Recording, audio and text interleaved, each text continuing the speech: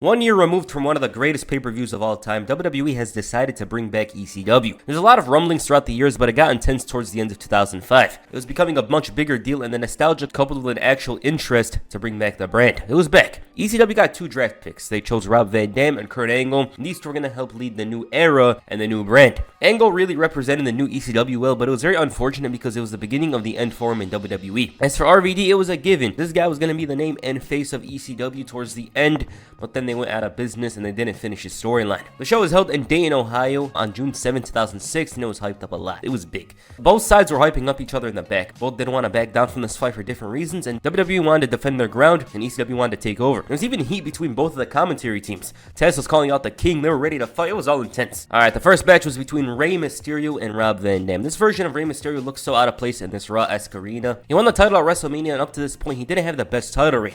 His matches definitely got better from here, but it wasn't the best title reign because of his booking. Rob Van Dam, on the other hand, was arguably the greatest wrestler to never win the world title. He finally had his moment to shine around this time period. Despite their brands, both men had a lot of respect for each other. The action was already fast-paced, and even though they haven't teamed up in a while, they had great knowledge of each other.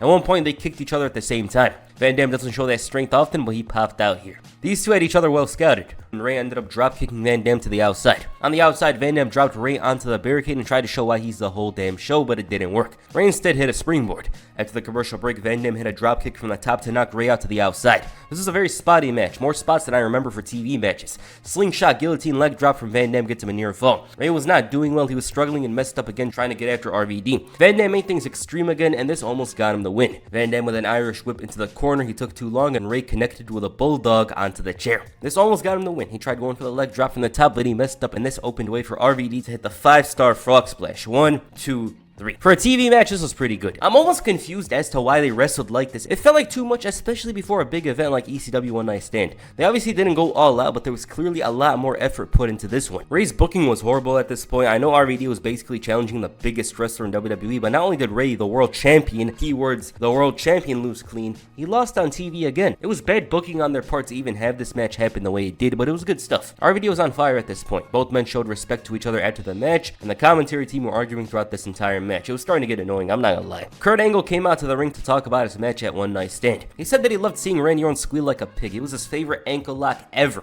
He was glad that Orton answered his challenge. He said that Orton wasn't going to face the Olympic gold medalist, he was facing ECW's Kurt Angle. The Legend Killer interrupted and said he feels bad for Angle because he went from main eventing WrestleMania to ECW. It was a joke. It's basically like starring in a blockbuster and going to hardcore prawn. Something ECW fans enjoy. Angle told him that he doesn't understand the concept of ECW. It's a new breed unleashed. He said that he finally isn't going to be annoyed about sponsors and whatever. All he has to worry about is kicking ass. Angle said Orton is going to be crying outside the Hammerstein ballroom with a broken freaking neck. Yeah, I don't know if sponsors enjoy this kind of stuff, Kurt Angle. I don't think anything will even come close to this moment. Orton called him a smug SOB and said that it's his fault that he didn't win the world title. He broke his ankle and left him sidelined for 2 months. Orton said it was destiny that Angle was drafted to ECW. He promised to beat him within an inch of his life, and all the excitement and expectations of ECW will go down because it's his destiny to take out that company. Orton was determined to end ECW before it even began again. Good promo from Orton. He brought a lot of intensity and some bitterness over Angle taking him out. There's not much to say about it because, it was a bit short, but solid stuff. The next match was between Mickie James and Jazz. This was a random match, not because of WWE versus ECW, but because Jazz left the WWE 2 years earlier and was randomly back. Not a mention of her return. None of that. She just showed up to this event and apparently she was back.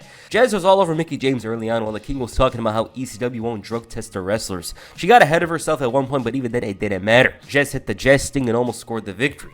Mickie took advantage of a moment and hit the Impaler DDT to win the match. This was quick. It was a basic match. Nothing much special about it. Jazz returning is funny because she ended up doing nothing, not to mention the ECW roster didn't have women on it, so it didn't really matter. John Cena on the back said that history will be made at ECW One Night Stand. He said that if RVD wins the title, it will go to ECW, a title held by many legends. He will be in front of the most intense atmosphere in the world, but what if he stands tall in front of them? There's gonna be a riot scene. He called out Sabu and said that he fears nobody. He doesn't care. Sabu's pissed off the wrong fire-breathing SOB. This promo is pretty damn good at the end, with Cena showing he's absolutely fearless and has one mission: to go in and win the match. It doesn't matter if there's a riot, as long as he stands in the middle of it with his title intact, on his shoulder, over his head, whatever. As long as he's the winner. Good stuff. Paul Heyman hyped up the return of ECW. Big Show called Kurt Angle a traitor, somebody who is selfish, he only cares for himself, and while they might have differences, they're all ECW. He said ECW has no idea what it's gonna get. He said verbatim, you're all WWE. quote for quote, you're all. He didn't mention himself. The next match was a battle royal between WWE and ECW.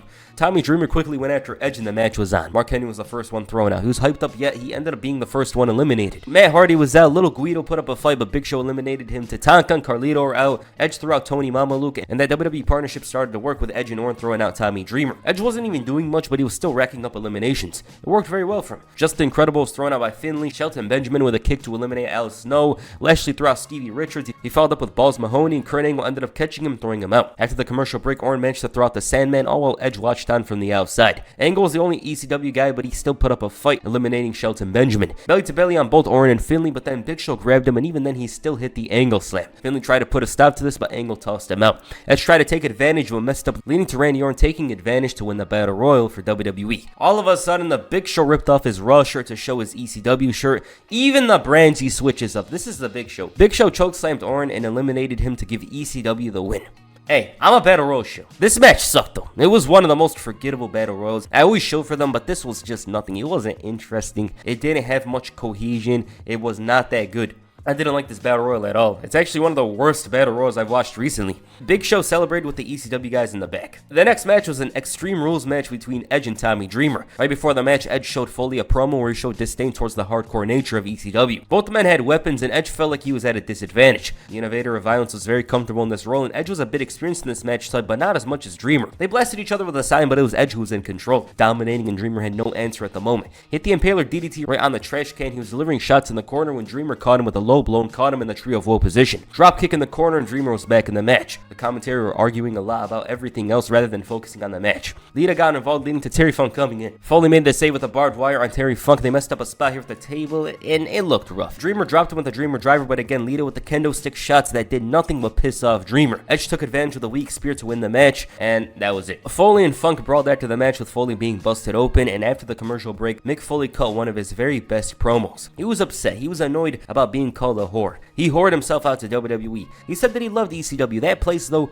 didn't love him. She wanted too much blood, too much of his heart, and too much of his life. He left and found fame and fortune in WWE. What Paul Heyman said was true. He is a whore, unlike Tommy Dreamer. Then he talked about his hardcore match with Edge at WrestleMania. Even though he called it the very best hardcore match, even he doesn't believe it. They have to walk into the Hammerstein ballroom knowing what they were dealing with. Tommy Dreamer, a man that will beat them all over New York City. Terry Funk, someone who everyone thinks is just an old man. That is wrong. He was the man that blew up Mick Foley in Japan. He still came back. He set him on fire in Philadelphia. He put his arm around him. As for Tommy Dreamer, Foley said that Foley himself, had the guts to go to WWE unlike him. He was aware of what ECW One Night Stand was going to bring. Edge and him are walking in knowing what is going to happen, all to exercise and overcome the whore that is ECW. He was ready to put an end to it and promised to make Tommy Dreamer and Terry Funk learn about lust. Okay.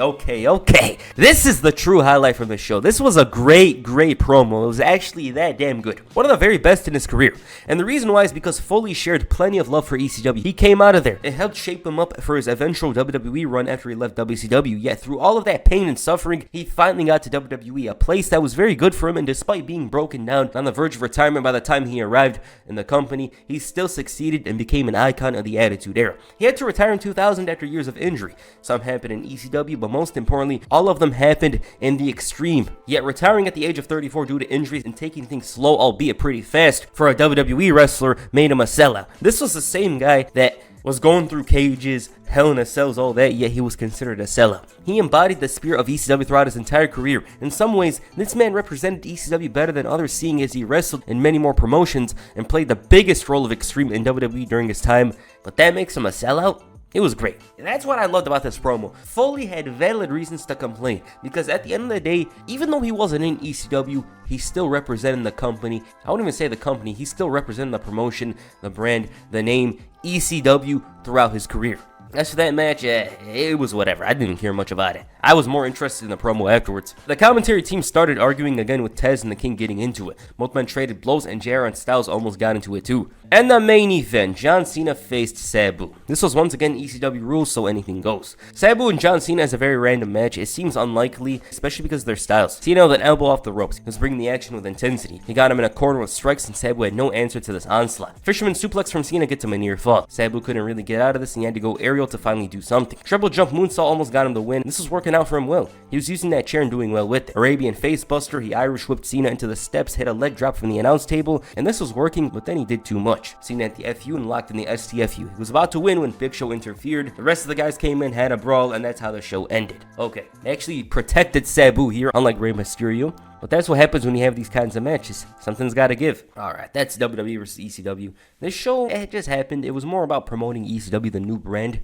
the new breed unleashed as they used to hype it up to be. Was it that good? I'm not gonna lie, it was kind of forgettable. The best moment on the show was most definitely, and it's not even close, the Mick Foley promo. I love that promo. It was very deep. It was full of hatred. Full of love and hatred at the same time, and I highly recommend you watch that promo if you never have. It's actually one of the best promos of the year. Maybe it is the best promo of the year. Foley didn't need to go out of the realm of the storylines. You know, it wasn't really a shoot. It was a pure wrestling promo with some realism behind it. He didn't have to go far out with it. That's what I really liked about it, you know. Other than that, this show was nothing. I'm not gonna lie to you guys. This show wasn't much. The opener was pretty good. A decent match. They didn't go all out, obviously, but it's a rare match. You know, Rey Mysterio and RVD didn't face each other often. I think this was one of their only matches together against each other. This show was really not much. It was more about promoting ECW, and I think they did their job here. Everyone ended up getting scanned. Everyone ended up realizing ECW is nothing later on. But here, it felt like it was here to stay. It was going to be a big brand, a part of WWE. So there's that. All right, what do you guys think of WWE versus ECW? Please comment down below. And that's it for this video. Make sure you hit the 5-star frog splash on the like button and perhaps the spear on the subscribe button. Peace. I'm out.